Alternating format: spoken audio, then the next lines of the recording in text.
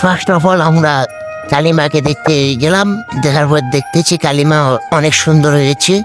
এখানে একটু ঘোরাঘুরি করে ভিডিও করে নিলাম। নেওয়ার পর এখান থেকে আমরা অন্যদিকে নীলার সাইডে আমরা একসাথে চলে গেলাম। আমরা 10-12 জন মিলে আইসি। এখান থেকে আমরা নীলা দেখতে গেলাম।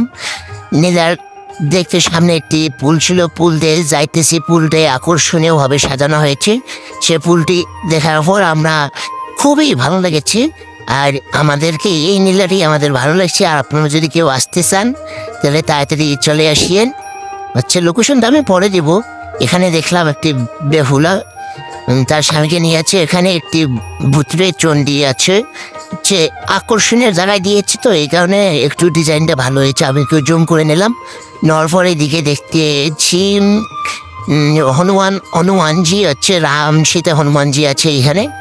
এখান থেকে দেখতেছি এখানে বহু টাকা খরচ করেছি আমাদের কিছু বিনোদনের জন্য। এইগুলো সব তাদের কাম্বই। আমরা এখানটাই আছি এখানে। এখান থেকে আমরা এখানে আবার চলে আসলাম। এখানে বহু খেয়ে পড়ছে। এখানে এখানে হচ্ছে সীতা আছে। এখানে হচ্ছে সীতা আর হচ্ছে ব্রহ্মা আছে, ব্রহ্মদেব যাকে বলে ঋষি।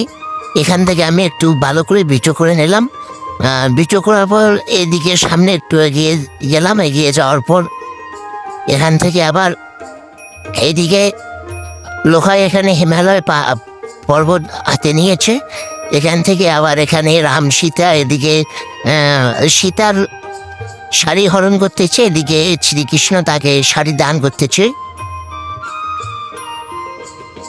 এখান থেকে আমরা আবার অন্য সাইডে চলে আসলাম। এখানে একটি শ্মশান তৈরি করেছে। শ্মশানটি দেখতে আকর্ষণীয় হয়েছে। এই শ্মশানটি আমার মন প্রাণ কিনে নিয়েছে। আকর্ষণীয়ভাবে ডিজাইন করেছে এই শ্মশানটি। পুরো যেভাবে লাশকে দাফন করে ওই সিস্টেমে বানাইছি। মারাত্মক একটি জিনিস দিয়েছে। এখান থেকে আবার একদিকে চলে আসলাম। এদিকে চলে আসার পর দেখতেছি এখানে পরশুরাম এদিকে প্রহ্লাদের মাথা থেকে ঘাড় আলাদা করে দিয়েছে, পেট চিড়ে দিয়েছে। চিড়ে দেওয়ার পর এদিকে আমরা আবার আসলাম এখানে। এখানে আসার পর এখানে দেখতে কৃষ্ণ মাখন চুরি করতেছে। সুন্দর দৃশ্য দিয়েছে। এটি হচ্ছে লক্ষ্মীমারায়ের দিকে। এটি হচ্ছে আসতে পারেন সকলে মিলে। আমাকে কমেন্ট করলে আপনাদেরকে আমি বলে দিলাম। এদিকে আবার আসলাম। এখানে দেখতেছি শ্রীকৃষ্ণ আর রাধা এখানে পালকিতে বসে আছে, দোলনাতে বসে আছে। দোলনা থেকে এদিকে আবার আসলাম। এখানে আসার পর আবার দেখতেছি এখানে শ্রীকৃষ্ণ সাপের মাথার উপরে দাঁড়িয়ে আছে।